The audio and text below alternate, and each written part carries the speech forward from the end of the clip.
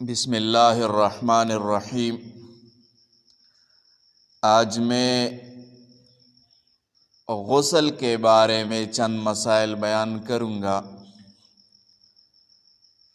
مسئلہ یہ ہے غسل کن چیزوں سے فرض یعنی لازم ہوتا ہے۔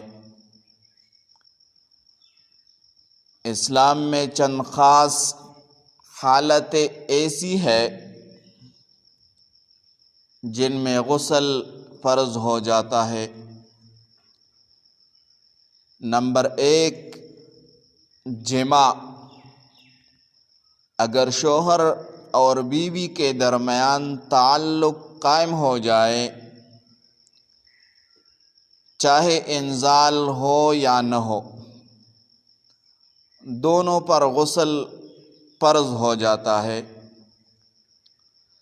نمبر 2، انزال یعنی منی کا نکلنا، سوتے یا جاگتے ہوئے خواہ شہوت کے ساتھ ہو، غسل فرض ہو جاتا ہے۔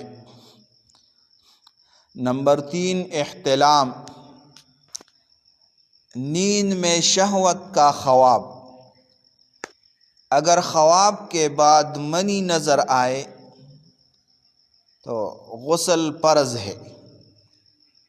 اگر صرف خواب آئے اور کچھ نہ نکلے، غسل فرض نہیں ہے۔ نمبر 4، حیض یعنی ماہواری ختم ہونا۔ عورت کی ماہواری ختم ہو جائے تو غسل فرض ہو جاتا ہے۔ نمبر 5، نفاس یعنی بچے کی پیدائش کے بعد جو خون آتا ہے اس کو نفاس کہتے ہیں، جب وہ ختم ہو جائے، یعنی جب نفاس کا خون بند ہو جائے تو اس عورت پر غسل فرض ہو جاتا ہے۔ نمبر 6، اسلام قبول کرنا،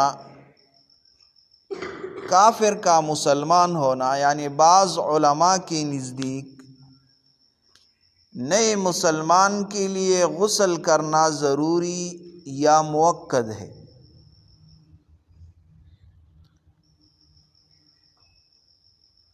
اس میں اہم بات یہ ہے، یعنی غسل کے بغیر نماز، قرآن کی تلاوت، براہ راست چونا وغیرہ یہ جائز نہیں ہے۔